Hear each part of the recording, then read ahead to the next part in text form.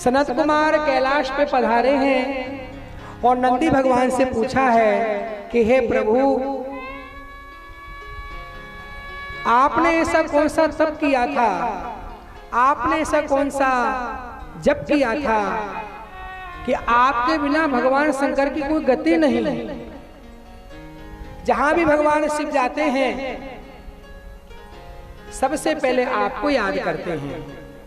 और जब मैं देखता हूं, जब भगवान शंकर कैलाश पर शिव पंचायत जोड़ते हैं तो कोई दाएं कोई बाएं होता है, लेकिन आप हमेशा भगवान शंकर के सन्मुख विराजमान होते हैं, सन्मुख विराजमान होते हैं। इसका क्या कारण है?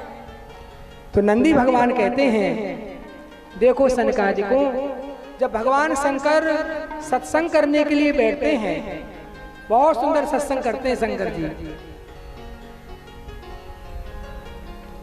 श्री राम कथा करते हैं। एक समय की बात है, मैं तो भगवान शंकर के पीछे ही बैठता था, सामने तो पार्वती जी का आसन हुआ करता था।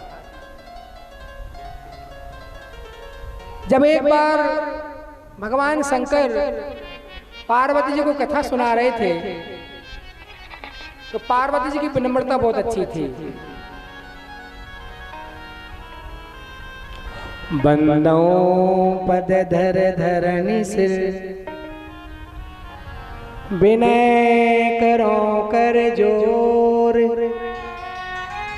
बरनो रघुबर बिमल जैसे, श्रुति से धांत निचोर।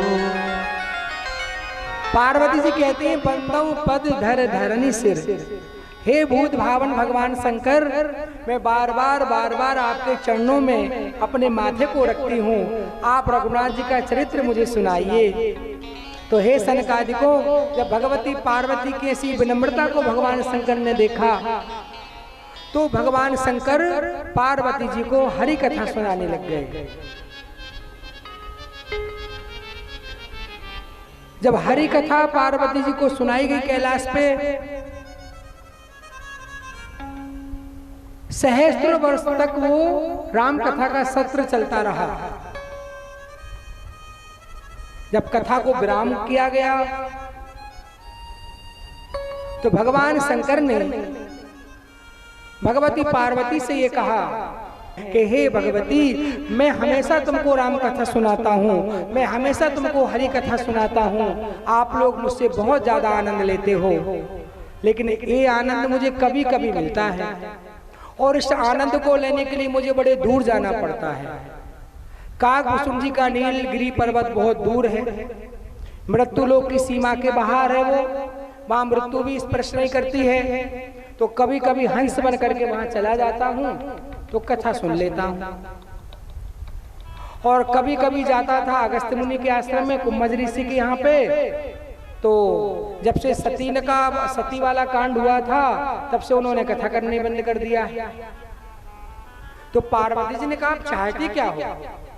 तो भगवान शंकर कहते हैं, मैं चाहता हूं कि इस कैलाश पर्वत पर मेरे अलावा एक कथावाचक और होना चाहिए। तो वो कौन है? तो पार्वती जी ने कहा, नंदकेश्वर भगवान के अलावा इस कैलाश में कोई कथा नहीं कर सकता है। इसलिए पार्वती जी का आसन जो आगे लगता था सामने, जब भगवान नंदी से शंकर जी ने कथा सुनना प्रारंभ किया तो पार्वती जी को तो अपने वाम भाग में बैठा लिया और सामने सामने नंदी भगवान की आसन लगाई, क्योंकि श्रोता और वक्ता जब सामने होते हैं तभी कथा कहने का और सुनने का आनंद आता है।